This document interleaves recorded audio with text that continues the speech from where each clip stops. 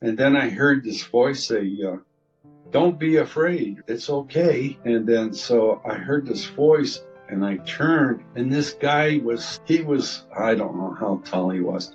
I think he was 10 or 12 feet tall. And my head was right even with his hip, so he was at least 3 or 4 feet taller than me. And I noticed that he had on like a white tunic or like a kilt, and he had maybe golden boots on or something like that.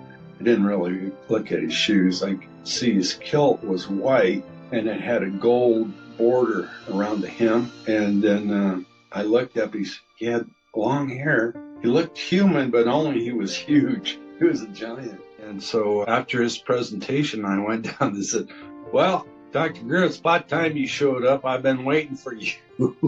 And I related my onboard experience. He looked at my speaker badge, and I said, I joined his team right then and there on the spot.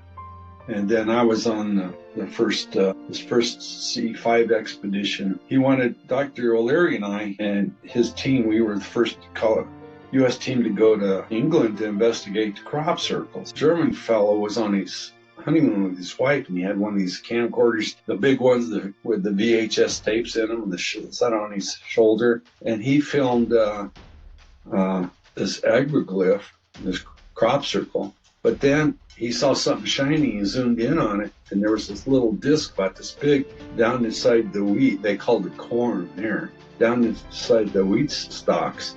Down inside, flying around inside the wheat, and then popped up and flew over the top. We're at a point now, I think, that more information is coming out. So it's going to take the awareness. And so it'll be, when it happens, it's going to be like in the blink of an eye. It's biblical, so to speak. It'll manifest, and it might not manifest when and how we think it's going to manifest, but it's going to happen. In the beginning, when we were first doing this, we all got ridiculed.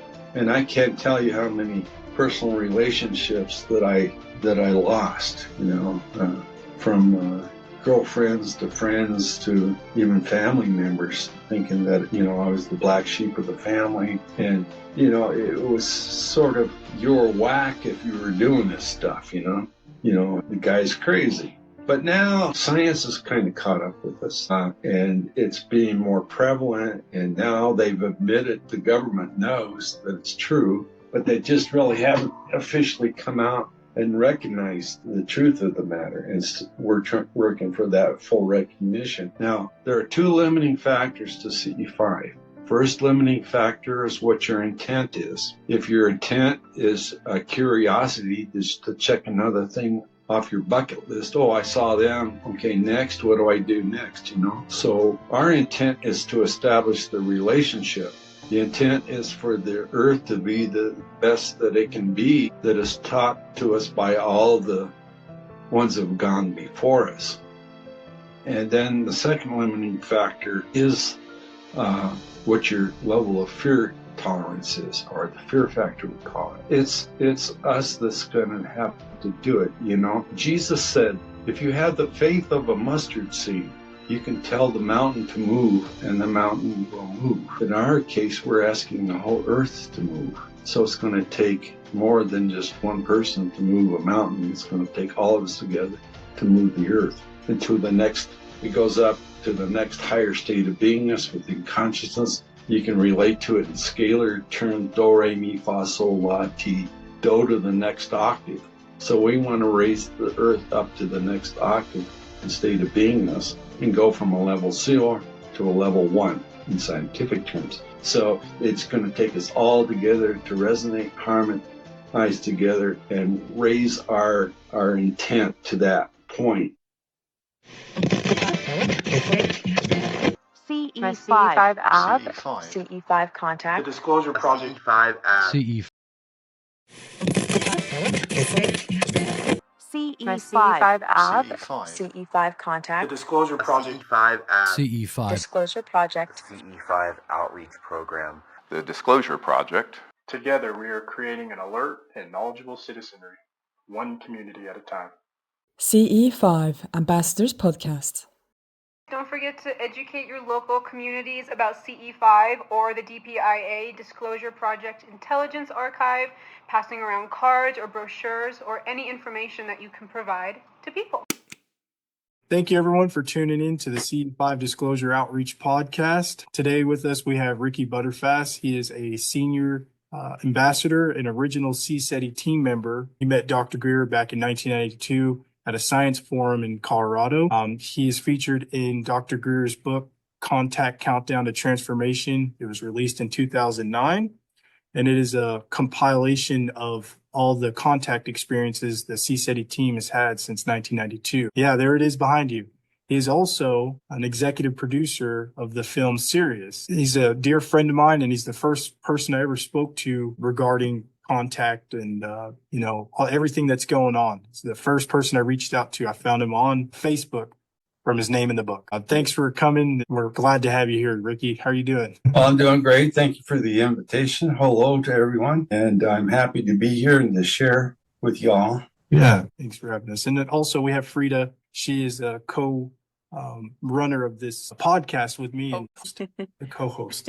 She's the brains behind the operation. So Ricky, I'm curious, how did you get started in, contact or disclosure? What maybe came first, and what, was there an experience in the past? Well, I've gone over this numerous times with interviews that I've done in the past. I met Dr. Greer in 1991, and then I officially joined CSETI in 1992. So I've really been on his team for 34 years now, since 91. It goes back into my childhood, this whole, I guess, venture that I've been on over the last, 56 years, because I'm 76 now. And I had my first encounter with extraterrestrials when I was 10 years old. And we just moved into the house, the old family homestead here I'm in. We moved here in 1958. So it was that summer in June of 1958. We moved in April. And then at that time, there were term was called since 1947, that they termed flying saucers. That's what they called them. They didn't call them UFOs. They called them flying saucers. And then later it got tagged UFO. Now it's called UAP. So it's unidentified flying objects. And now they've found out that they don't really fly. So they're unidentified aerial phenomena. And then they changed that to unidentified anomalous phenomena, because these vehicles can travel in the air, and they can travel in the oceans, and they can travel underground, which really sounds strange, but that's the tech and the understanding of the physics and quantum dynamics that's involved in all of this. So in 98, it'd be front page news, flying saucers seen here and there, and it would be in the newspapers. Newspapers aren't prevalent much anymore, but they were back then, because they only really had radio, and then later came television. So I didn't really feel like I fit in with the kids at school. I just didn't feel like I fit in. I used to sit in my elementary school classes, from the first grade on up, through high school virtually. I would sit there and I would just sort of go into these trances, and the walls of the school would just disappear, and I'd be seeing these events. It would be playing out like a movie. I would see like these discs flying around. I'd see like rockets coming in and landing, on their tail, like they're doing now at SpaceX, and I would draw things like a 727 airplane, and they would land on their tails. I would start seeing these things when I was a kid. The teacher would come up to my desk, and she could walk right up, and she'd slam a book down on my desk and, scare the heck out of me and say, "Ricky, you wake up. You quit that daydreaming." So actually, what they were doing was programming the ability to remote view and that extrasensory perception that we all have. They were really training us out of it, teaching us not to do it. And some people, religious philosophers and that, that they didn't want you to do it either because, it's quote, oh, it could be evil and all that. They're all trapped in this duality thing. Yeah. That I was being conditioned out of it. And then in school, I just didn't get along with the kids that well. I don't know why. I was always bigger than them. Oh, geez. Last to get picked for the volleyball team or the softball team or the kickball team, So I all of a sudden got with these things in the newspaper. My dad would show me artist conceptions, on the front page of the newspaper of flying saucers that people saw. And I said, wow, that's really cool. And so I started reading comic books and other magazines that had articles about, flying saucers and airplanes. And I would be a kid at the supper table. And then at those days, an airplane would fly over the house from the airport. And I'd run outside and watch them fly over because Denver wasn't a big hub like it is now. It's just like a one cow town, And so I'd watch the airplanes fly over and I'd go, wow, that's so cool. I want to be inside one of those. That's so neat. So anything that flew, I started researching it. And I had that interest when I was a kid. So I started reading Andre Norton and Isaac Asimov, and those types of books. Andre Norton, when I was a kid, they would talk about, kids meeting the aliens, and they were all kind of nice, kind of like a cartoon kind of thing. So I'd read that. And so I kind of related to the whole idea of connecting with extraterrestrials when I was younger, because I felt like I had more in common with them than I did with people I was around in school and that. Could you walk us through that? That event, the incident or the experience you had when you were younger, when you were... Yeah. I'd get bullied on the way home from school, and then that's why we moved to the house I'm at now when I was 10 years old. So I was in 58. I just turned 10 in November, and we were here in April. June, my dad just planted the grass and told his kids not to go, play on the grass, wait till it come up, because he didn't want us to ruin the lawn before it had a chance to grow. And so one night I was in bed sleeping, and all of a sudden I woke up and I was laying in bed, and Mom had the windows with a shade pulled down, and she had some sheer curtains, but then she pulled the shade down like that to, block out the night sky and stuff. And so I woke up and I looked up at the window, and there was seemed to be like butterflies on the curtains. And I said, what are those butterflies? So I turned around and got on my knees in bed, and I looked up, and the butterflies kind of moved back. And so I went up to they were on the shade now, just flying around. So I stood up on the bed and I pulled back the curtains and looked on the shade, and they weren't on the shade anymore. So I pulled the shade back and stuck my head up and looked out the window, and I could see all these white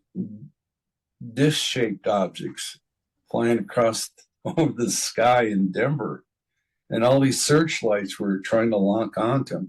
No, it was 58, right after World War II, and the Korean War had just finished up. So we were in defense mode pretty much all the time since then. And so they were trying to lock onto these craft with the lights, I guess, to try to shoot them down. I don't know what they're doing. But anyway, they weren't very successful. They were just flying all over the sky, just zipping across. And I was going, wow, flying saucers.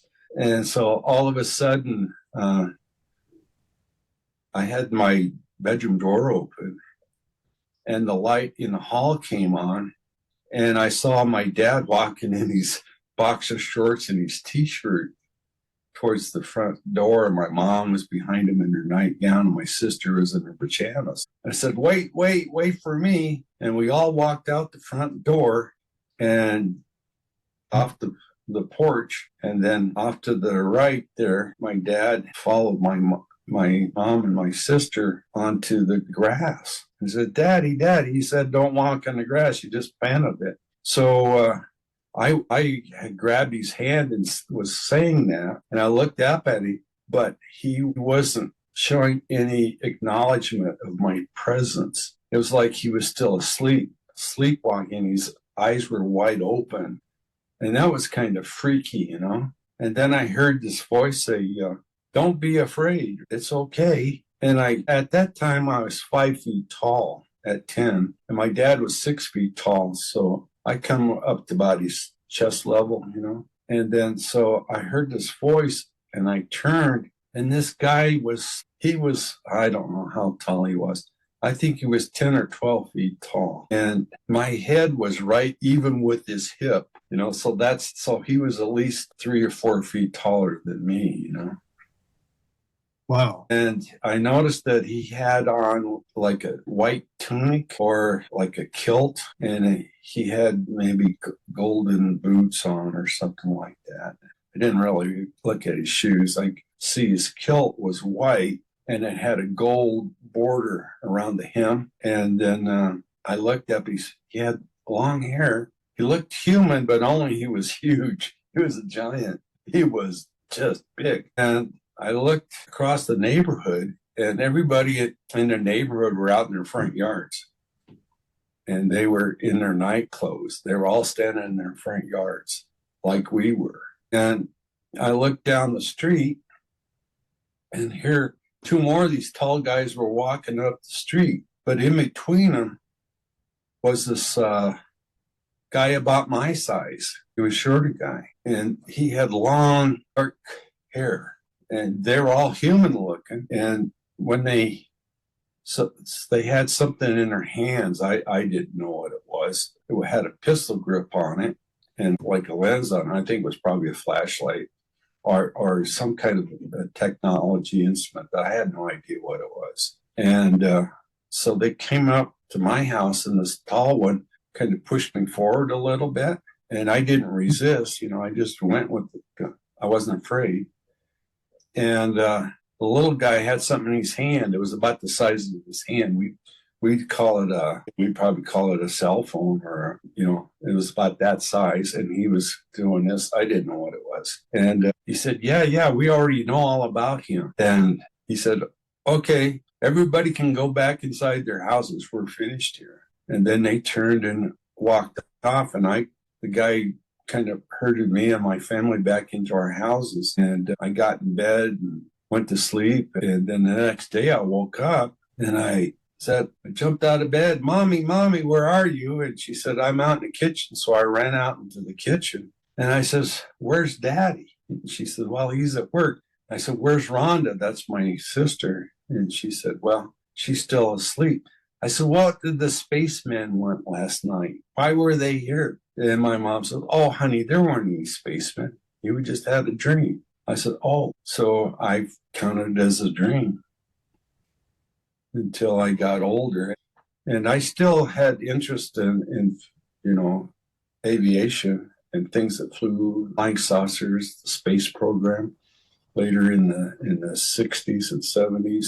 How old were you at the time? At the time when? The story you just told as a child. I was 10 years old. Oh, yeah. Okay. I was. Continue.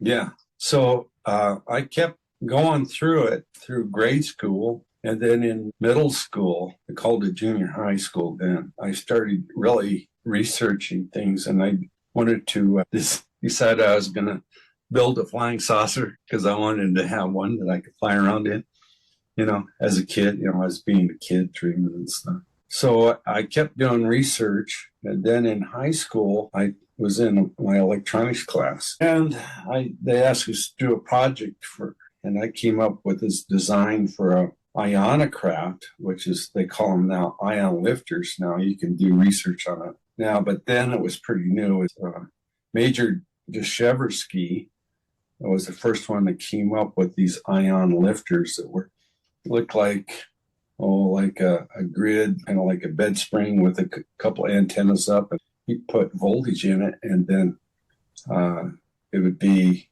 the bottom part would be the cathode, and the top part would be the emitters, the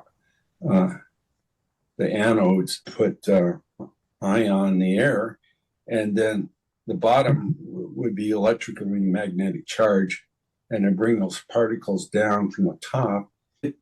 The charge would stay at the cathode onto the grid part, and then the airflow would just keep going, and it would lift it up off the ground. And I thought, whoa, that was cool. And this was in school? Yeah, I read about it. I forget. Yeah, I forget. It was Popular Mechanics or something. Similar to Mark Bean, one of the witnesses, I don't know if you remember him, where he talked about applying high voltages of electricity to metal. And then there was something where there was I believe they call it a corona effect or an electrostatic discharge. Yeah. It sounds similar to that. It's an ionized charge field. Yeah, I know what it is now. So I came up with I drew up some basic plans when I was a kid, and I showed them to my teacher in high school. He said, man, if you can get this working, I can guarantee you a scholarship to any school you want to go to. And so I came up with it. I going to use a Van de Graaff generator. Van de Graaff generators, kind of linear accelerator, and it's got a belt on it like this and some brushes, and it goes back, and through static electrical discharge, they go through the brushes. That was the power that I use for the electrical drive of the thing instead of plugging it into the wall. So I started out with this basic design, but I just didn't have the expertise or the nuts and bolts, knuckle busting training that I needed to do it. But I got my senior class award in industrial arts for the work I'd done in high school. And I got a scholarship to electronics school. I didn't go because Metropolitan State College of Denver had an aviation program. And at that time, the Vietnam War was on. And so I graduated high school in 1966, and then I went to Metro State the next year. I got accepted into their aviation science project. I'm alumni now, but I went and I studied everything. I got, 300 of quarter hours of study in the field. I studied everything. So I had a double major and minor. One was professional pilot, and aviation management was my majors, and business management and aviation electronics was my minors. And then after I graduated, go an extra year because one course closed out because they didn't have enough people they needed 10 people and they only had 9, so they closed the class. So I had to take it next year, but I got drafted, so I had to go to the library and research, and got my WNSC deferment last year, college senior. And then at my last year, the United States Navy came, and they were recruiting guys from the flight school to go in and be Navy pilots. And at that time, I wanted to be Apollo Mars astronaut. And I knew at the time that almost all the astronauts were Navy pilots. So I thought, man, I want to be a Mars Apollo astronaut. So I got recruited by the Navy. I was accepted to flight school, and I was in training, and I wanted to go into the Mars project, But things, the war started ending down, and they wanted me to fly helicopters, and I was looking at fixed wing, and the war was ending down. And when they were training me to drop atomic bombs on cities, I just couldn't handle taking out 6 million people. A million people at a one bomb drop, And then Nixon cut the Mars project, Mars Apollo. They got rid of that. So everything that I worked my whole life towards, all that training and stuff, just ended up. So I resigned my commission and got a job with United Airlines as a flight attendant. And at that time, I could have been a pilot, but they had furloughs going back to, this was in 72, back to 70 to 64. So they would have had to call all those guys back. So I went in as a flight attendant because I needed a job. I was working at Penny's. They had gas pumps at Penny's then, and I was changing windshield wipers in a blizzard, and I didn't want to do that. And I was selling light bulbs at Ward's, and that wasn't a place to go. So the Navy, this is after the Navy, and then I heard United Airlines was hiring, and so I went and applied, and they said, well, I went back twice, and they said, well, and I brought my Navy officer medical records, with me. And I gave him the doctor. He says, wow, we got this. This is great. And he said, yeah, well, you're qualified to be a pilot, but we're not hiring. Are you a computer programmer? And I said, no. And they said, well, can you take orders from a woman? I said, well, I've been taking orders from 4 Marine drill instructors. I can take orders from anybody. And it's, what do you think about moving? I said, well, no attachments. I'm completely mobile. And he said, well, we don't usually do this, but in your case, Mr. Butterfass, you're hired. And he gave me the letter of hiring right there across the desk. They'd usually mail them out, but I got it. So they said that we were one out of 700 applicants that got approved. And I was one of the first 6 male flight attendants in United Airlines domestic operation. The Hawaii operation had Hawaiian stewards because the Hawaii required that they hire Hawaiians to do that. But so I kept on with my independent study, and I'd already graduated, so I had all my knowledge of propulsion systems, advanced spacecraft, everything from the Wright Brothers Flyer to the Saturn V. I knew all the systems and everything about it, because I'd studied about it, aerodynamics. Plus, I had my pilot license that I got at 18, so I was also a pilot. So I kept doing independent study, and the ionic craft changed. I called it a 3-stage fusion electromagnetic ramjet interstellar drive unit, and I'd worked on it. I had a major breakthrough in 1973. That was the same year Dr. Greer was taken aboard his craft, the ET craft. And that was I think it was in October, November. I think it was October. Yes, 1973. But in June 73, I was working on my design theory. And I knew what the outside looked like and all the performance characteristics and all the dynamics that were involved, how the thing would fly and then do 90-degree turns, and hover and all that sort of thing. So I kind of knew the basic principles, but I needed to go inside the craft to be able to see what was inside, the mechanisms inside, because I was stalled. I was blocked. I didn't know what else I could do in my design theory to make a completed craft that would be able to do these performance characteristics. So I had meditated for almost 2 months every day on, my mother was psychic, clairvoyant, clairaudient, transmedium, and she taught me how to do self-hypnosis. And I was a light worker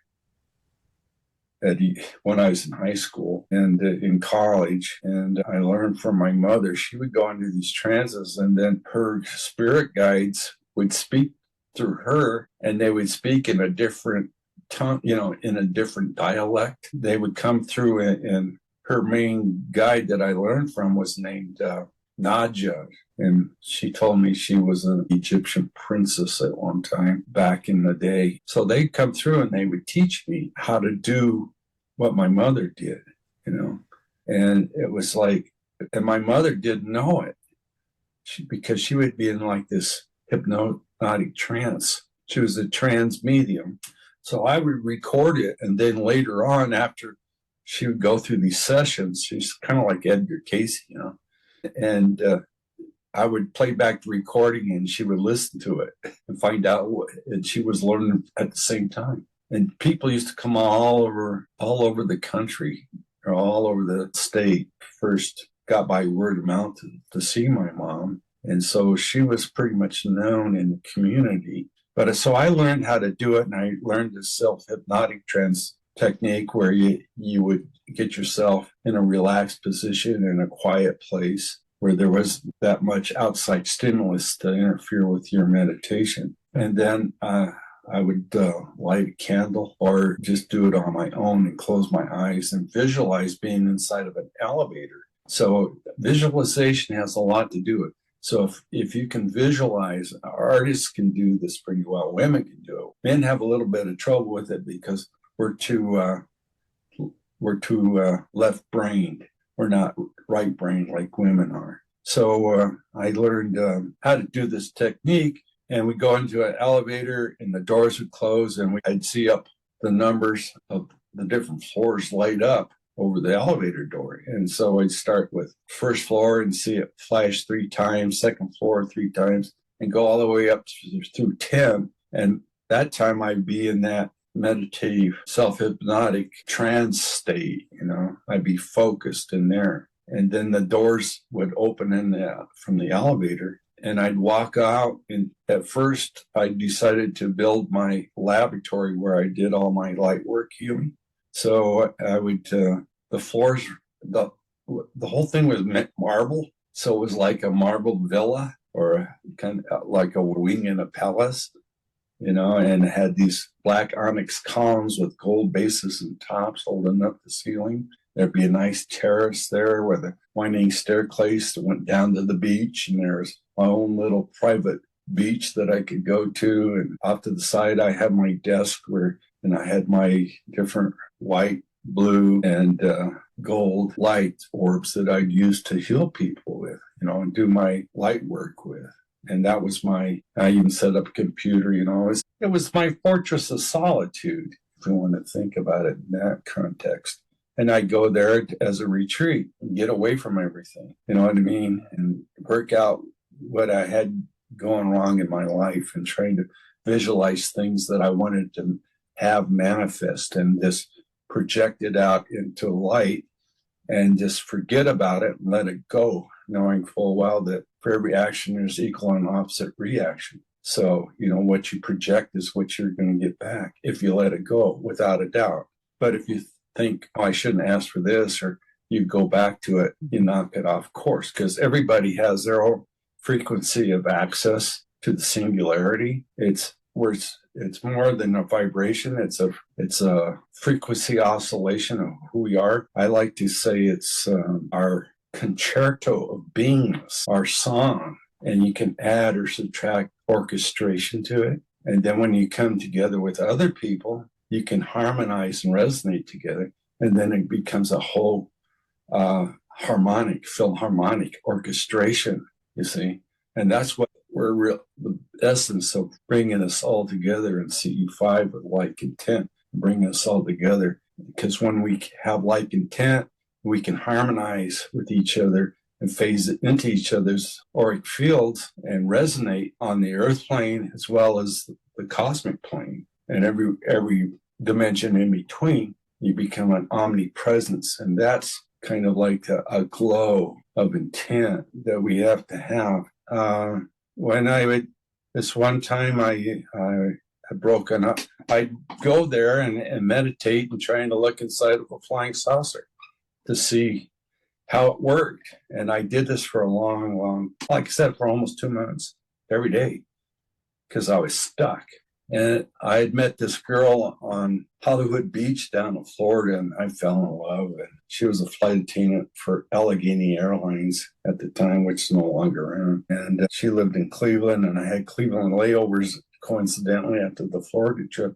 So we had this whole relationship. I fell in love, but it didn't work up. We broke up, and I was in grief, like somebody died. I'd go back into my fortress of solitude and try to heal my spirit with the lights, and get myself back in alignment and try to deal with this grief that I was experiencing. And this night when I did that, on the way into going down on the elevator, I thought, well, my relationships with women haven't worked out my whole life. Maybe women from another planet would be better. And all of a sudden, in my mind's eye, I got this image, just came in clear. It was a vision. And I saw this white cloud in this night sky, and the moon was behind the cloud and was shining through this cloud, made it all, kind of a moonlit cloud, sort of silvery and sort of gray in the center of it. And I saw this disc fly across the sky and stop inside this cloud. And I said, wow, that's cool. And then while I was, this was completely, I had no intent of this at all. But now I reflect and go back. It was probably because of the 2 months of meditations trying to get on board these craft. I think this is why the experience happened. All of a sudden, I couldn't feel I was sitting in a lotus position in my living room. And it was summertime and we didn't have air conditioning. Excuse me, I got to get a sip of water. So I couldn't feel the floor underneath me. I was on my meditation, right? And all of a sudden I could feel like wind blowing across my ear. And I thought, well, that was weird. And I opened my eyes and I was floating about 15 or 20 feet above the roof of my apartment building I was living in. And I was on the 4th floor, and it's a 4-story building. And I just popped through some way I kind of got lifted up in an astral projection out of my apartment, and I was just floating there. I could see traffic going up and down the street, turning into the apartment complex. And I thought, wow, this is cool. I'm doing an astral projection. My mother would be proud of me doing this. And then all of a sudden, I started going higher. I said, well, wait a minute. I'm not doing this. And then's when I saw this blue light, cone of light that was encircling me. I was encased in this cone of blue light that came down. And around the edges, there's something that looked like, I'd say maybe a purple or lavender laser that was spinning around like this around the edge. But the cone of light was like inside this, and maybe it was a magenta colored light. I don't know. But this turquoise light, kind of cobalt blue, I was inside that and I started just going up like this. And I looked up and I was shocked to see the moon and the same cloud with the moonlight shining through it, just like I'd seen in my meditation, a few minutes before. And then this blue light was coming out of the base of that cloud, and there was a dark oval inside that cloud where the blue light was emanating from. And I just went up and kept going up and up and up. And the next thing I knew, I was inside this craft. It was an ET disc, and the inside of it was like an aircraft hangar, but it was all white, and there wasn't anything in there but me. I was sitting there in the lotus position in my birthday suit because it was summertime and I was all alone, and I was doing this meditation because I couldn't sleep. I was in tears. But anyway, so I looked around and it was all white and the walls were white and everything. But then I could see what looked like some structure off to the side, like in a wall, like it might have been like a pressure door or something like you'd see in a submarine or something like that. And there was this little rectangular window. It was only about this wide, about that tall. So I walked over to it and I looked in the window and I could see what looked like human women. There was about half dozen of them. They were all in these turquoise jumpsuits, and one was standing up and she had long chestnut colored hair, and the other ones were all sitting at these, looked like panels with all these different color lights on them. And they all had these turquoise jumpsuits on, looked like mylar, and they were doing something. And I said, this is great. They don't know I'm here because I'm here in my astral body. I astral projected and I always want to be on site here. This is fantastic. They don't know I'm here. As soon as I thought that, they all looked at me at the same time. And there I was, busted, looking in the window at them, and I said, oh no. So I dropped to the floor. What am I going to do? And so I wanted to get out of this meditation because it was getting kind of hairy. It was getting kind of hectic, so to speak. But I couldn't get out of it as quick as I wanted to. But then after about a few minutes, I came to in my living room. And I was sitting in the same position I had started the meditation in. And my watch was there on the cocktail table next to me. And I saw about 20 minutes would pass. So I 20 or 30 minutes, and I figured, well, and this is about 3 o'clock in the morning.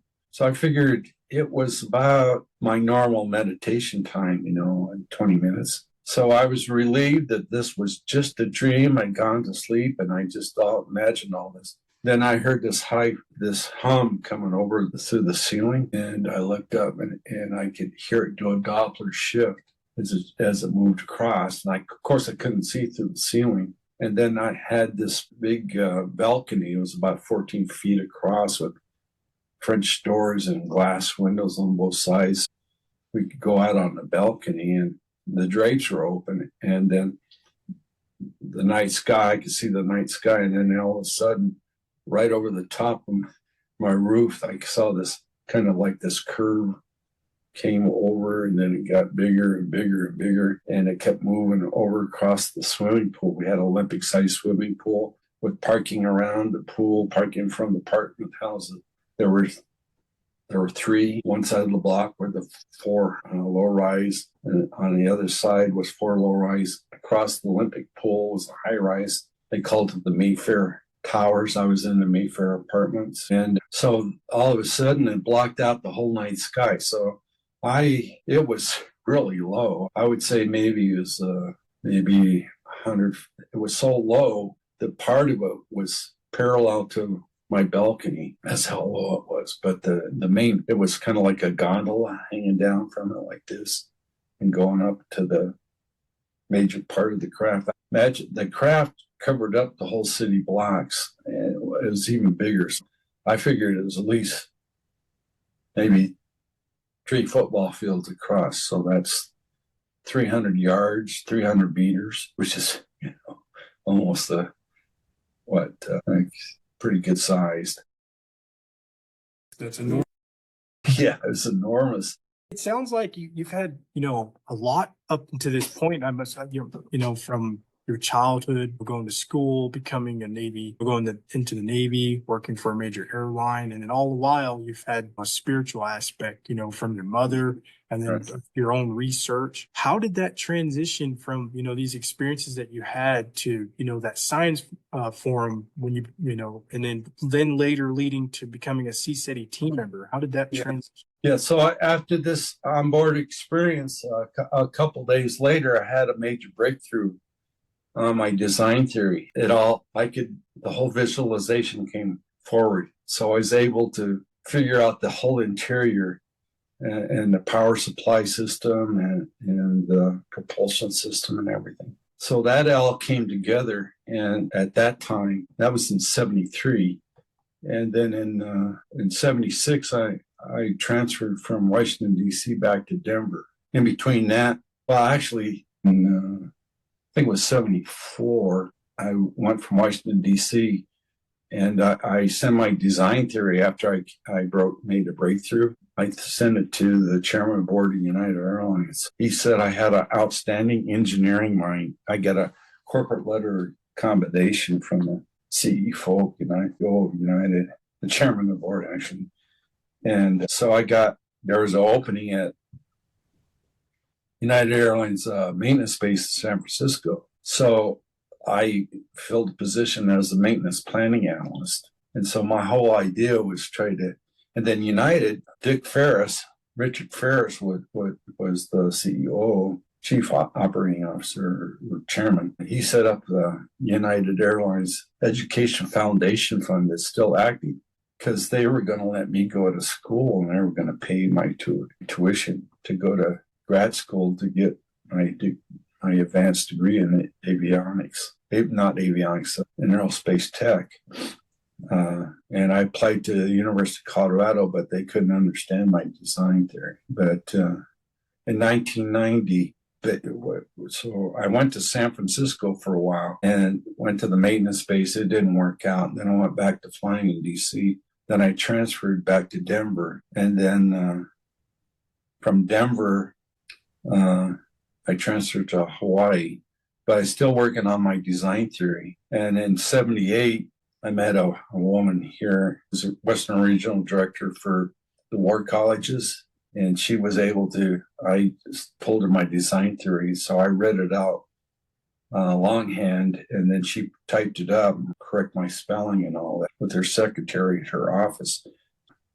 It was Fitzsimmons Army Post, which is defunct now. I think there might be a VA, Fitzsimmons VA hospital. I think it might be still on. But so she handed off my paper to her colonel, and then it went up, and then we got a meeting with CBS's lawyers in Washington, D.C., Columbia Broadcasting System. And I got hooked up with a patent lawyer.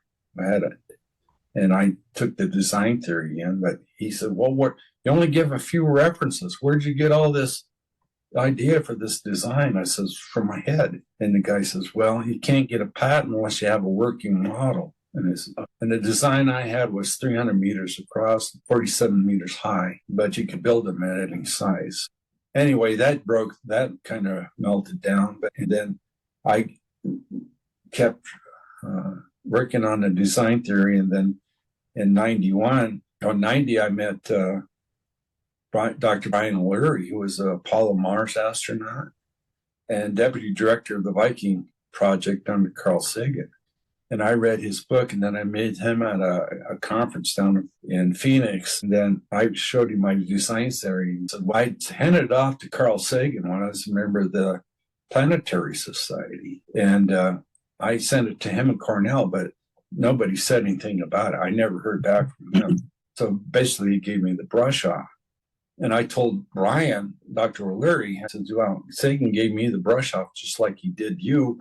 And what had happened was on the Viking project is when they mapped it from the orbits, they were able to get 3 different sun angle positions on the mapping. And that's Dr. Carlotta was the imaging team who reported to Dr. O'Leary. O'Leary reported to Dr. Sagan. And so Dr. Carlotta put the imaging and showed that there are possible anomalies. And that's when they discovered the face and the pyramids on Mars.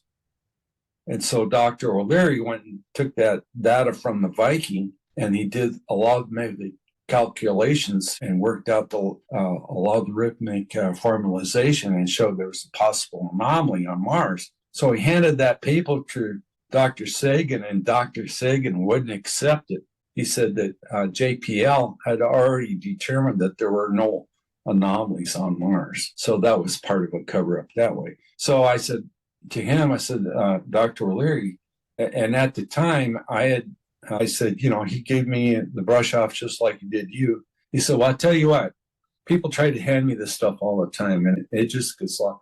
We're going to have a forum 91 in September. You send your paper to Dr. Murray Albertson, who was the chair of the engineering department and co-founder of the Peace Corps at Colorado State University. And he says, if Dr. Albertson approves your paper, you can give an international presentation at Colorado State at our forum. And I said, all right. So I sent my paper to Dr. Albertson, and I got approved. And so so the forum was at Colorado State. And so I went there and I gave my presentation in the morning, had a speaker badge on, and I got all access to all the other speakers' presentations. And so I was walking down the hall and I saw this easel with a billboard on it. And it said, Dr. Stephen M. Greer, MD, founder Center for the Study of Extraterrestrial Intelligence. I listened to his whole presentation, and then he stated that he had this onboard experience when he was 17, I guess it was outside of Boone, Carolina,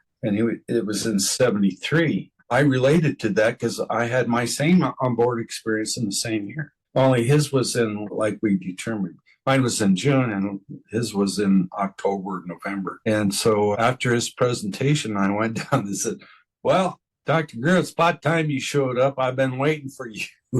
And I related my onboard experience. He looked at my speaker badge and I said, I joined his team right then and there on the spot.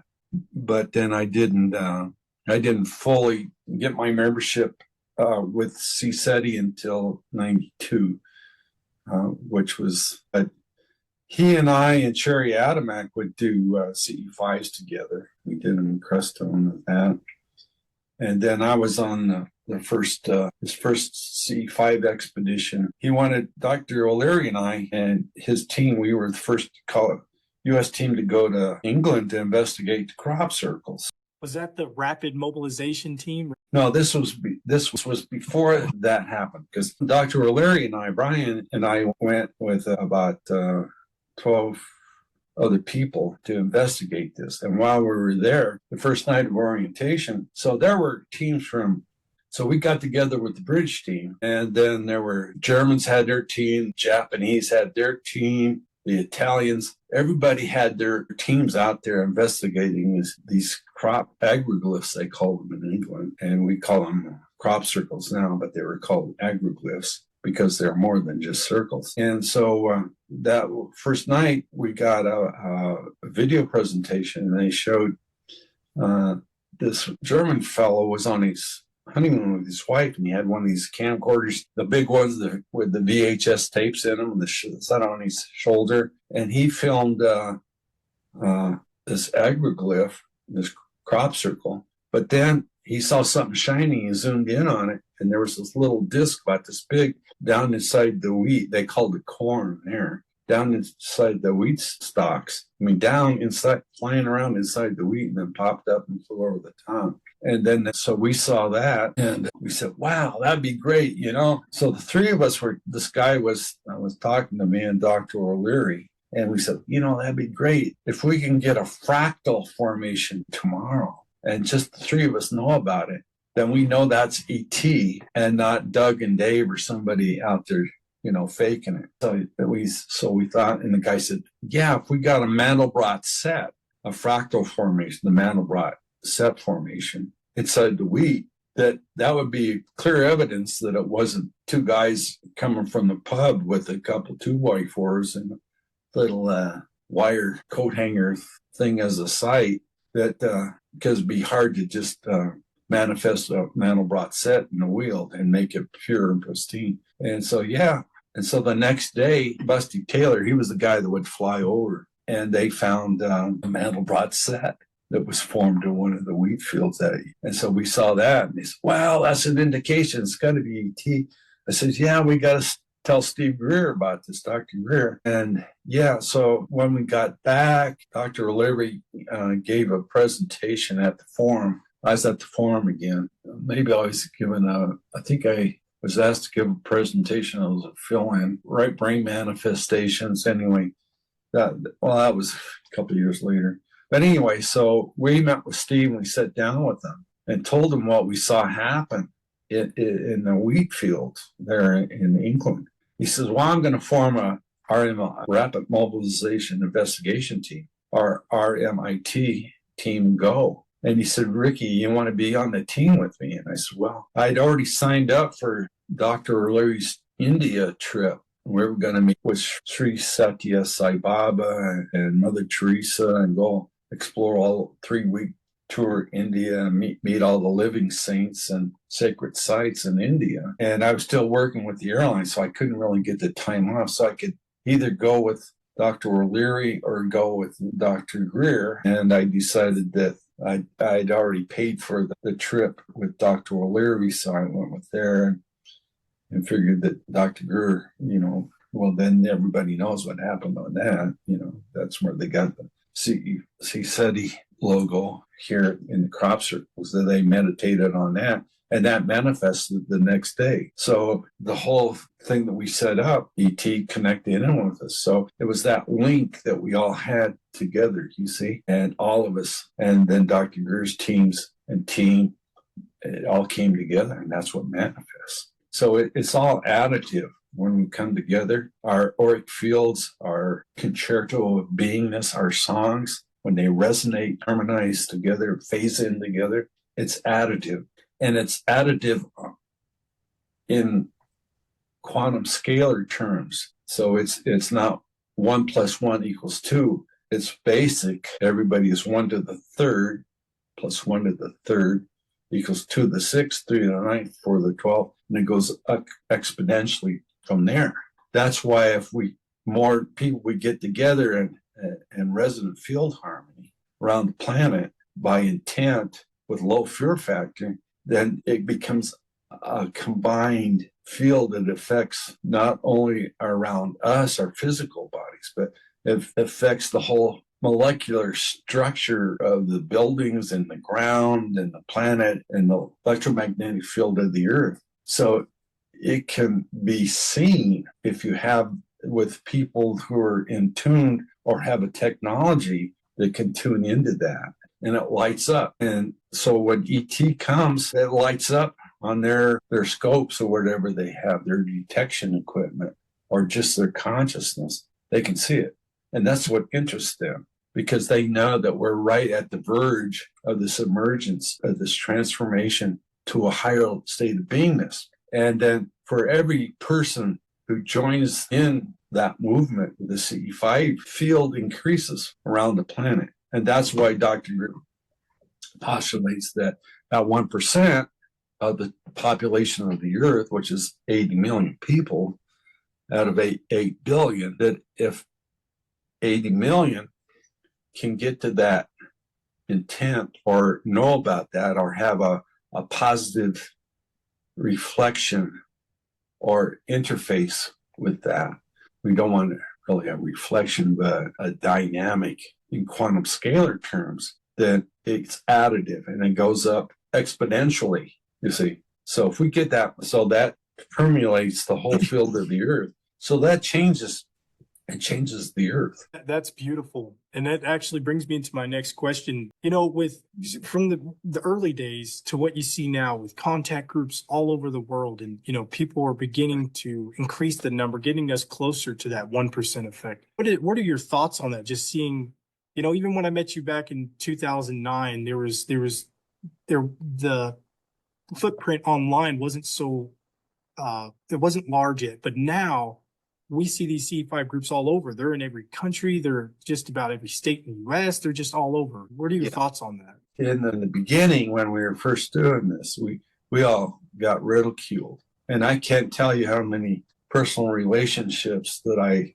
lost, from girlfriends to friends to even family members, thinking that, I was the black sheep of the family. And it was sort of your whack if you were doing this stuff, the guy's crazy. But now science has kind of caught up with us, and it's being more prevalent. And now they've admitted, the government knows that it's true, but they just really haven't officially come out and recognized the truth of the matter. And we're working for that full recognition. But in the meantime, communications have gotten that, and 1991, the internet wasn't much, we were doing dial-up, and you guys probably don't know what dial-up is. Oh, I remember dial-up. Yeah. So, the late 90s, I remember. Yeah. So it's, the communications have improved. And then Dr. Greer has trained thousands of people. I mean,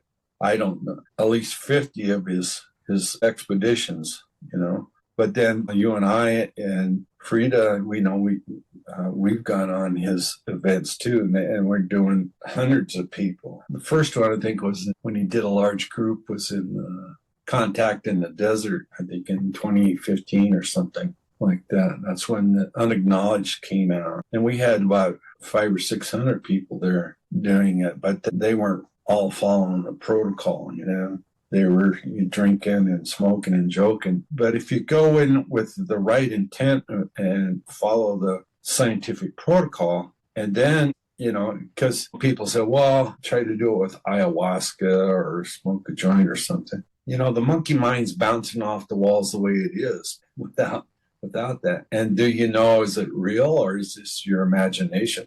Are you hallucinating? And if you're not coherent, ET's probably not going to want to. How can you communicate that way with symmetry? How can you communicate that whole thing and really recognize this as real? And then you have to do the scientific protocols, and that CE5s are scientific. We have instrumentation, we have documentation, we have witness. And it's scientifically repeatable. So that's the truth test of science, is that it's independently repeatable if you're in a laboratory and you follow the protocols well established. So the CE5 protocols are well established, And people have independently done it with and without training by Dr. Greer. But you follow the protocols, you can do it. If it's so 2 or 3 people can go out together. If it's just you and you go out and you see it and you have the experience, so you get that confirmation to you. But if I tell it to someone else, it's just my imagination. But if you have another person or 2 that can give witness testimony to that fact, then you have a double or triple confirmation, which gives it validation as scientific evidential proof. Add that together with audio and video recording, then that becomes that whole documentation becomes valid evidential proof, and that'll hold up in a court of law. Yeah. So that's what we're calling for, and that's why the success Dr. Greer has been having with the Congressional Investigation Committee on UAP. Now they got the whole task force out, and so we're moving forward on that front, as you well know. So that brings me to my next question, if I could just segue into that. Okay, sure. There was just some recent hearings, one with, the suspected disinformation agent, Luis Elizondo. Yeah. There's that. And I didn't watch the whole thing, but then there's also the other event that took place with Anna Paulina Luna. And just for the record, we're not a supporter of Luis Elizondo. We're in alignment with the Disclosure Project and Dr. Greer's position. And from what we understand, there's inside sources that do confirm that he is disinformation agent. Right. But what are your thoughts on at least, the Anna Paulina Luna with, I forgot the gentleman's name that was there. Frida, do you remember his name? I can't remember his name. I can't remember. Somebody in the chat will be like, it was this guy. I don't think I've seen what you're referring to. But what I can, how we have to look at this is that we have to, it's to be able to do this and be really effective and proficient at it, you need to have a basic understanding of 4 disciplines. And I call it astrogeometaphysics, astrophysics, geophysics, metaphysics, and physics. If you have that basic understanding, then you can see how it all ties together. The physics of it, the astrophysics of it, the geophysics of it, the metaphysics of it, and the physics. And all of our knowledge increases, we have a better understanding within these fields. Frida, did you have something? I seen you want to add? Yes, you're having such a good conversation. I didn't want to interrupt. So I just want to add regarding the CE5 protocols, how it's, just like with good science, it needs to be a repeatable experiment that people independently can verify repeatedly to get the same results, regardless which group, wherever in the world. So on the previous episode we did, I told the story how I did my first CE5 with never just using the CE5 app. I never met Dr. Greer at the time. I never met Dr. Greer, or I just learned about it just a few days prior. I followed the CE5 app step by step, and I had a profound experience on my first try. And to make sure I wasn't crazy, I kept doing CE5 almost every night for 2 months to make sure it was actually repeatable and I was actually seeing it and not going crazy. And then after 2 months, I invited my first guests to a CE5 because I knew you supposedly can do it with other people, but I wanted to verify I can actually do it with the other people. So I took my first guest with me. He had a profound experience. We had both of us were seeing the same thing, and then after that, whenever I could, I would kept inviting people with me, whether it's 2 people, 3 people, kept seeing, and I always would bring new people, and we're all having the shared experience of seeing things. Yeah, so which is what I absolutely love about CE5, because a lot of the people will say, I love the idea that there could be some ET out there in space, but where's the proof? And where's the proof that they're visiting us? A lot of people will say that. And then people like us would say, well, just try the CE5. And then some people would try it, some will not. Some people will say, you know, that's crazy, or that's you're lying, or something like that. And then we're like, well, you can join me for a night, or you can do it on your own or with your own friend. Try it in your backyard or whatever. And some people will, some people won't. But for those who do, as long as they follow the protocol in a genuine way, and not with any type of negative or greedy intentions, then they will have some form of experience. I have even some of my friends that have been with me on CE5s. They told me afterwards that when they're, you know, on a just a normal evening, they're out in the city or out in the street waiting for the bus or something, and then they just happen to look up in the sky, and then pum pum pum, you know, they're seeing flashes and orbs, and which they never saw before. But after doing the CE5 with me, now they occasionally see things in the sky. So, and I, like one example, I had my aunt with me. I convinced her to join me for a CE5, and she's an artist. So like immediately as we arrived to the field we went to, even before we started doing the CE5, like doing the meditation and everything, before we started that, we started to get visitations of orbs and flashes, and of course we do the protocol, and we get like tons of visitation throughout the whole night, and then do lots of fancy footwork, you should say. And my aunt is like, "Oh my God, this is so amazing!" You know, and what I noticed with all the guests I have brought with me, is always different depending on the guest's comfort zone. Like if they have some type of hesitancy or a little bit nervous, they might show up, but it will be a lot more tame. But if they're a lot more confident and feel very safe and much more in tune with themselves and with the universe and stuff, there will be a lot more activity. So I took my brother with me. I saw something in the beginning, but he didn't see it. And then for 2 hours, nothing. And I'm thinking, oh my God, if nothing happens soon, I'm never going to convince him to join me again. And then but then finally we had this profound experience at the very end of the session, and he was like completely convinced after that. Okay, I'm babbling now, but yeah. So Ricky, you from hearing some of your stories, it's clear that you have a lot of face-to-face contact. It seems like in terms of the ETs.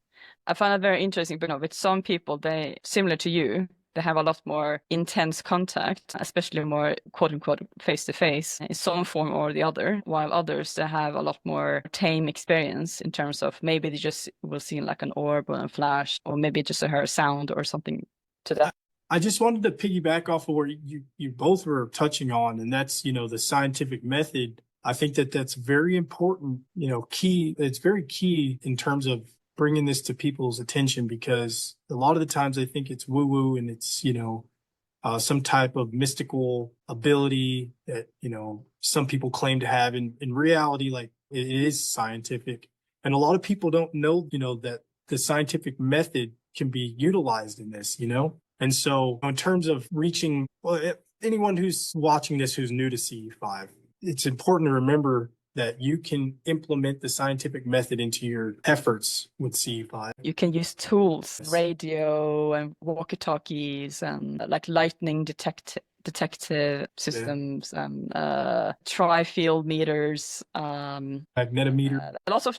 There's lots of equipment you can use to kind of verify and also pick up other signals that under normal human senses wouldn't pick up. And it's very important for the newcomers.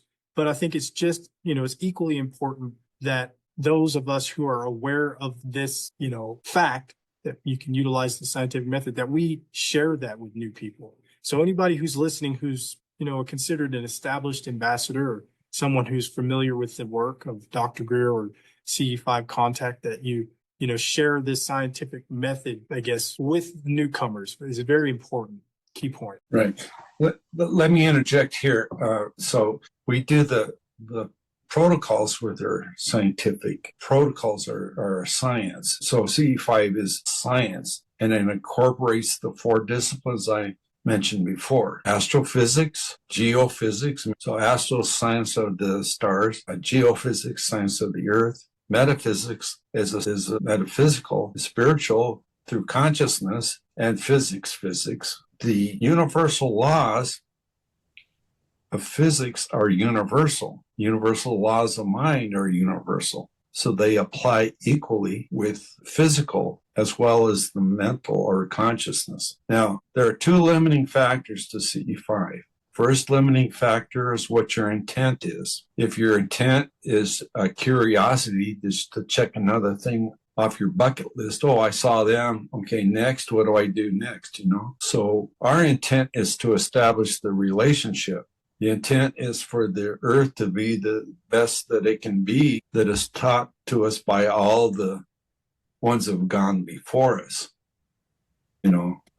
Buddha and Krishna, Zarathustra, Akhenaten, Einstein, Gandhi, all these guys have got these trailblazers and pathfinders that have gone ahead, that have shown light the way, So we have to go through that. So the second, so your intent is very important. If your intent is just to be the next Rockefeller of extraterrestrial technology and be able to corner the market, that's not really the right intent. And then the second limiting factor is what your level of fear tolerance is, or the fear factor, we call it. So if you're caught up into a duality, which it could be, is it going to be the good guys or is it going to be the bad guys? Is it going to be angels or demons? Is it going to be the Pleiadians or the Arcturians, or is it going to be the reptilians or the Greys? All this quote unquote mythology that has been rampant within the UFO subculture. There's a whole mythology that actually is not only is it racist, it's not only sexist, racist, but it's specious. What species are they? Now the ETs know that are afraid of difference. We're afraid of lack of scarcity. We're afraid of death. And the fear of difference is probably one of the most things we're afraid of outside of fear of death, which is, of course, number one. But 93, Wickensburg, Arizona, during the first CE5 ambassadors, things that Dr. Greer led in that year, this big triangle ship came in. And it was cloaked, and all you could see is the position lights, and it had the technology to make itself transparent. And you could see the background star field behind it. So the only thing that you could tell that was there were the two position lights that were white, and they looked just like stars. If I hadn't seen it move in and it stopped, anybody would look up there, they would notice it was there. So that's the type of technology they have, but it's that conscious interlink that happens. I guided in, the scout ship came in, and then the scout ship or the pilot ship brought in the mothership, and then it stopped over the top of the three teams. We had 90 people out doing this. I got to interject here. Our last episode, Frida discussed a sighting event that she had where it was described exactly that way. Mm-hmm. And, the only other time that I heard that besides reading this in, Contact, Countdown, and Transformation was my best friend who had described the same thing. It was where the star field above the craft was somewhat warped. It was visible. It was translucent, and you could see, and just at the edges of what he described as triangular, it kind of warped the star field around. Yeah. And it's very similar. It kind of looked like a heat wave. Yeah. Like what you see on the road, Mirage. Yeah, kind of. Mirage. So that's the technology that they have. Although infrared will pick it up. So we've had this craft come in. Well, I saw it since 73, and one of my ambassador contact is commander of that craft, and I call him Alexander the Great because he reminds me of personified Alexander the Great, with the dressed up in the hoplite uniform of the Greek warrior type, but only it's ceremonial. And he's about, I think he's probably 10 or 12 feet tall, a big man. And I've seen him on the ground fully manifest in New Zealand during the first event that I did in 2016. And he came in when we were at Doug's batch that I mentioned earlier. he came there. A craft, had lights in the sky. And then I was leading Doug, Jeremy, Cloak, Doug Parker, Jeremy Cloak, Jeremy's girlfriend, Lacey, at the time, and myself. So there was just the four of us in his backyard. He calls the garden. And his yard went back and then up the side of the mountain, and it was really treacherous. During the daytime, you'd have trouble going through the jungle and climbing up the rocks to the top of the hill there. And this crowd came over and we saw the lights in the sky. And then during the CTS, we were doing it, and I had my eyes open and I saw. That's coherent thought sequencing for those who are unaware of what the CTS is. Sorry. That's right. Coherent thought is like coherent light is a laser. It's coherent light. So we're using coherent thought together when our intent is focused, and we come together. So we're actually projecting a thought laser.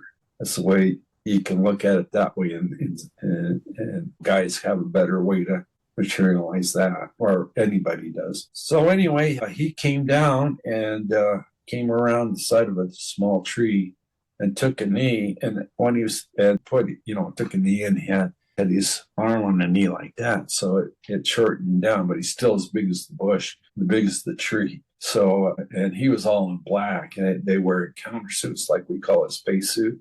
And he can levitate in that and communicate, has night vision. And so it just sustains the whole thing. So he was there, and this craft, when I saw it come in, before he appeared in front of me,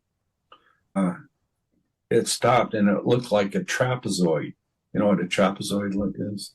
It's two parallel like this and two parallel like that. So it's kind of trapezoid or diamond shaped, trapezoid. So it flew over the top, and Doug says later on, he said, "Oh, I saw that during the CTS. I saw a trapezoid." So he saw it in remote view. I saw it with my physical eyes.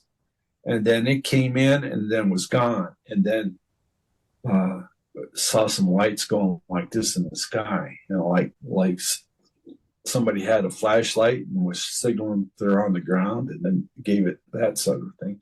And then he appeared. And so I asked if they would appear down on the South Island, because a couple days later we're going to go to the South Island. And then that's when Greg Sullivan came in with his team from Japan. That's the first time I met him.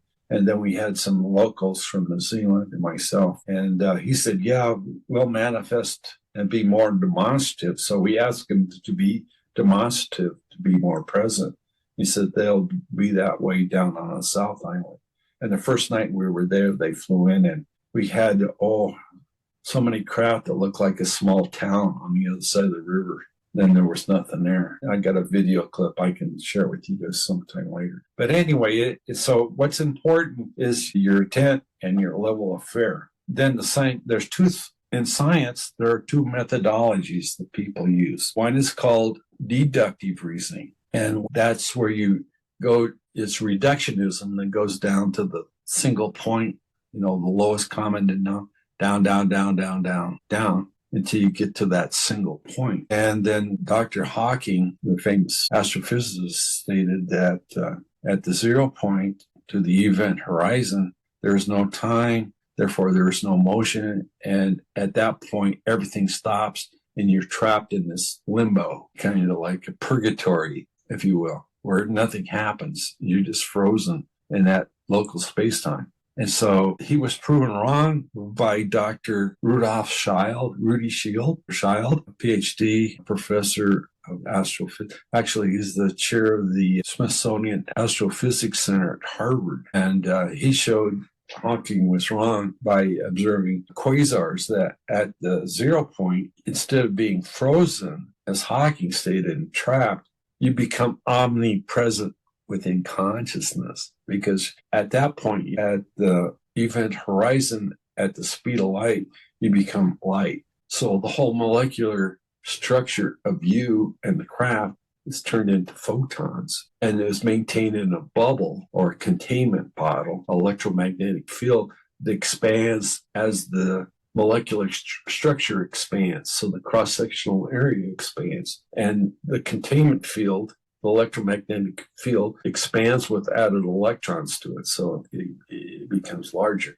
And so you have this plasma field, so that it's in a plasma state. But at the 0 point, right, the tangent point to the event horizon, at that point, you click through that and you become omnipresent, which means that you're at every point in space and time throughout creation.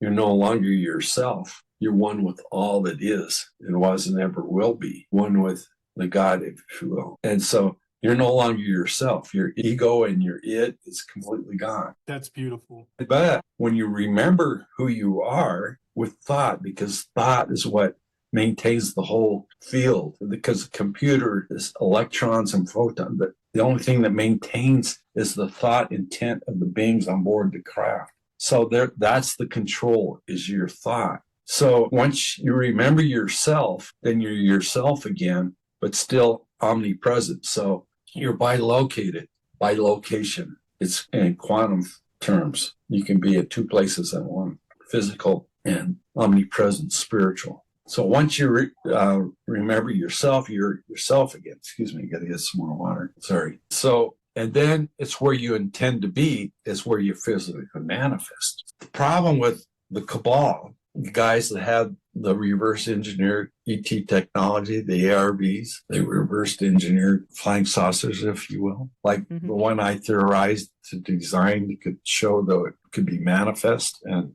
work. They actually reverse engineered from shoot downs that they've done since the early late 40s, all the way up to now. They still bring them down. So they were able to take and reverse engineer and build them. But the point that they get, they want to create a new Earth. And so their consciousness is in the non-local Earth at this local space-time, meaning that they're in that Earth consciousness as it is now. And they want to colonize what we have now, the state of beingness within consciousness. So when they go up, again, the cosmic morphogenic field, it is omnipresent because they're oscillating here, but not in tune with the cosmic consciousness. Their morphogenic field is trapped here in the Earth. So they're out of tune, out of alignment, and their fields come together, and this field is repulsed by the larger field and they're tossed back. And the ETs are there, and they're there in that control. I want to touch into that because we're running short on time here. But, one of the things that people can do to help, avoid us going down this path of destruction and war, is to conduct CE5. That's one way to kind of transition our human family into a peaceful, enlightened civilization. And then what we're also proposing now, and this has been proposed by many people, and Dr. Greer's, at the forefront of that in terms of contact and the disclosure and how it all comes together. But what we're really pushing for is for people to get involved in their own communities, because the whole idea behind, transitioning into an enlightened civilization is that it has to be done all over the planet. And that means that people are going to have to take responsibility for their own communities. And if we are each taking responsibility for our own communities and doing what we can to help raise awareness, to help people become aware of CE5 so that they can then transition or grow their awareness and contact and consciousness, then we're essentially making the world a better place. So that's what we're doing. We're calling for people to, if you're aware of these subjects, if you're an ambassador, to look into this disclosure outreach movement that people all over the world are now doing. We're collectively doing this together, and there are multiple countries on this planet where they're going out and they're going to talk to their communities. They're sharing pamphlets, flyers, brochures, cards. They're setting up banners and signage. We'll dive deeper into some of the, ways in which we go about it. We don't want to be overt or, forceful in sharing what we all know to be true, but that's something that we're calling for ambassadors to get involved in. And so Ricky's been extremely supportive, as has the senior CSETI team or Disclosure Project team has been very supportive. And we're really looking to help grow this movement and really help to awaken people that are in our community. So what we are considering an ambassadorial responsibility to help raise awareness in your community. So please, if you would, join us. You can find these materials on our new website, CE5disclosureoutreach.com. You can find them on our Instagram page, CE5_disclosure_outreach, also on Facebook. You can reach out to Frida. You can reach out to myself or even Ricky, and we can help get you set up and, provide you some of these materials or where you can get these materials so that you can, start disseminating these materials in your community. It'd be very helpful.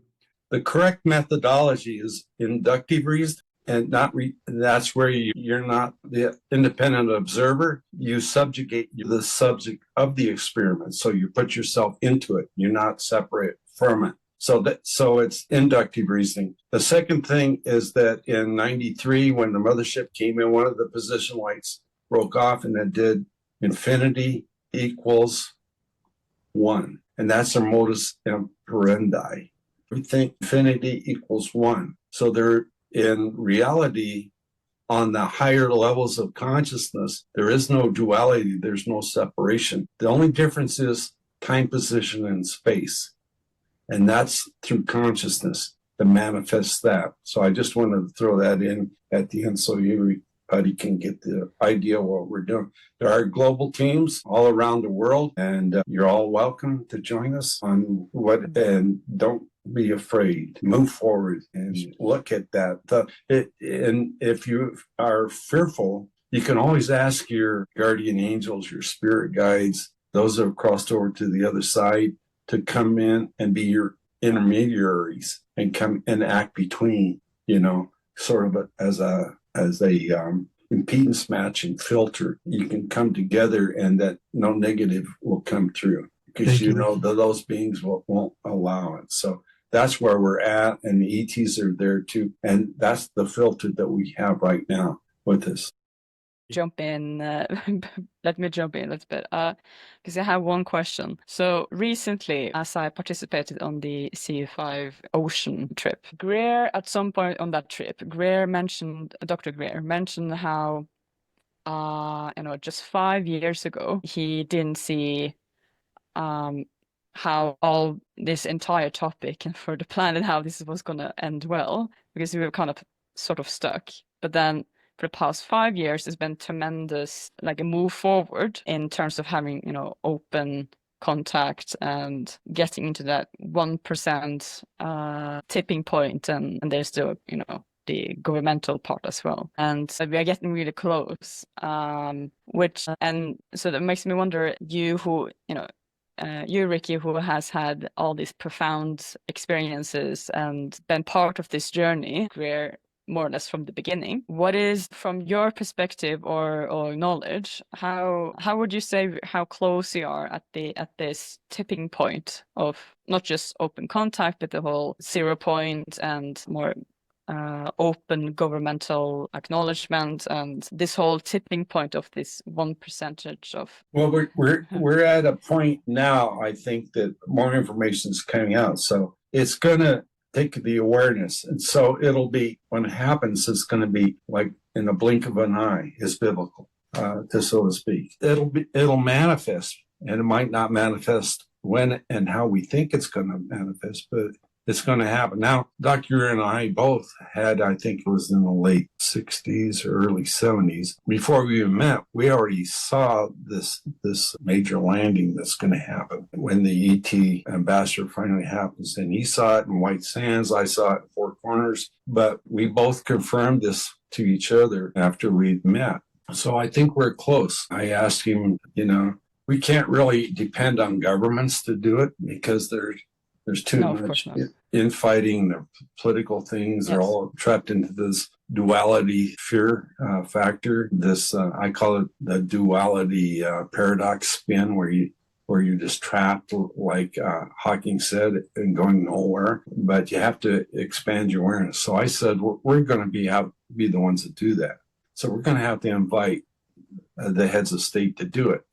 We're going to have to manifest it. I suggested we try first birthday in June, whether it be this year or next, but I see it's going to have to take place the next couple of years, because things are moving in all kind of different directions. It's going to get chaotic for a while until it just sort of comes together. And I want to jump in right there. And I'd asked you earlier what you thought about the hearings, and I know you're in alignment with this. What you said that the government's not going to, it's going to be up to us to make this happen. Go ahead. Because we are the government. The people are the government. So the people are going to have to manifest. We're going to have to, and that's what the whole movement's about.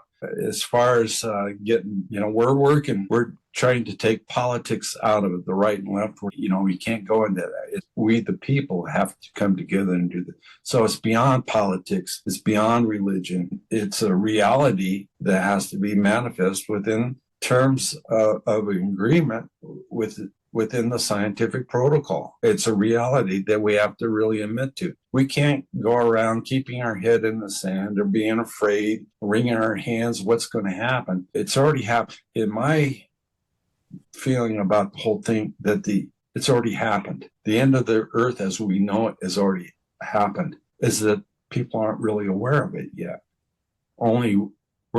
There's only a few people that are aware that it's really happened. We know without a doubt it's already happened. So the more people that we get into that understanding and that consciousness to look at it, that it's not something that's going to happen. It's something that's already happened on one level. It's just bringing the timelines together, merging it and harmonizing with it, energizing it, and seeing it manifest into that reality. But it's already been established. It's already happened. It's just being able to admit to that happening. Yeah. So our elected officials, we're not going to sit back and we're not going to stand by any longer and wait. For example, with these hearings, I hear I can't discuss this in this setting. And I understand the situation with the technologies that could potentially be used as a weapon. But if we're talking about, just various things about their existence and et cetera, that doesn't have to do anything being weaponized, those things. Still, that's the duality mindset of reductionism. Right. And then so as far as what we can do at this point is we need to realize that even the most recent hearings that have just occurred like a day or two ago, we can't just sit back and wait for that. We've got to get out there and we've got to be the ones who are educating our communities. And, just because we're running pretty close on time here, I really hope that everyone who's tuned into this episode, reaches out and looks into more of this. If you're new to it, or if you're already established and aware of all these subjects, to please get involved and start being responsible for your community. It's us that's going to have to do it. Jesus said, if you have the faith of a mustard seed, you can tell the mountain to move and the mountain will move. In our case, we're asking the whole earth to move. So it's going to take more than just one person to move a mountain. It's going to take all of us together to move the earth into the next. It goes up to the next higher state of beingness within consciousness. You can relate to it in scalar terms: do, re, mi, fa, sol, la, ti, do to the next octave. So we want to raise the earth up to the next octave and state of beingness and go from a level 0 to a level 1 in scientific terms. So it's going to take us all together to resonate, harmonize together, and raise our intent to that point. Now, we don't have to be a Swami, or we don't have to be an avatar. We don't have to be a Jesus or a Buddha or a Krishna to do it. We just have to have that intent in our mind and not doubt. You get away the doubt and the fear. Just know it's going to happen, Nobody knows when or where, but it's going to happen. And Jesus said he'd come back in the age of Aquarius. That's when we're going to have this whole thing happen, because we're there now. We're in Aquarius. So it's all the monks, all the religious people have to come out of their caves. They have to come out of their selves and come together and manifest this all together. That's what it has to be. It has to be a planetary resonance, and that's what we're trying to accomplish. It might not be 1% needed. It just have to be the awareness of the possibility. And then that other percentage that knows that it's experienced. And that's what you go back to. After you have these experiences, you can reconnect with it in consciousness because there's no limitation. You go back to these contacts that you've had, reconnect with them, and ask them to come forward and be with you now, along with your ancestors and your spirit guides, everything that is around, everything that makes us human, not only physically, but metaphysically, you know? So the two have to come together because they're not separate. There's no duality. We're all one. The infinity equals one. That equation was when the light in 1993 did the horizontal infinity sign, equal sign, one. We're all together. We're all one within consciousness. That's beautiful. It's all entangled. We're all bilocated. We're all entangled as one. That's beautiful. And that's a perfect ending to this. And I really appreciate you coming on. And I look forward to our next conversation, and hopefully we'll see each other soon. If anybody who has any questions, I think we should have another episode with you. Yeah. Anytime, I'm open. We should have you on part 2, I think. Yeah, absolutely. Okay. Whatever. We'll go for part 2. Thank you, guys.